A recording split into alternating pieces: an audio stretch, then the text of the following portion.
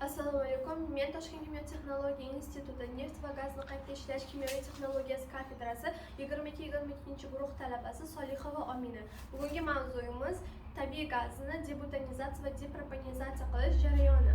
Dastlab gazlar aralashmasi detonizator quvi orqali 113 gradus haroratdan yuqori bo'lmagan haroratda depropanizator kolonnasiga kelib tushadi. Depropanizator kolonnasi 52 ta klappali tarelkalardan iborat bo'lib, kolonnaning yuqori qismida harorat 49 gradusni, kolonnaning pastki qismida esa harorat 122 gradusni tashkil etadi. Kolonnaning yuqori qismidan propan ajralib chiqib, kondensator orqali kondensatlanib, issiqlik almashtirgichdan o'tib, yergacha kelib tushadi. Yergichning yuqori qismidan kondensatlanmay qolgan gazlar fakel orqali yoqib yuboriladi. Yergichning pastki qismidan esa markazdan qochma tipdagi nasos orqali bir qismi kolonnaga, ya'ni depropanizator kolonnasiga suyuq sug'orish sifatida beriladi, bir qismi esa yig'gichga, ya'ni propan yig'gichi, tayyor mahsulot yig'gichiga kelib tushadi.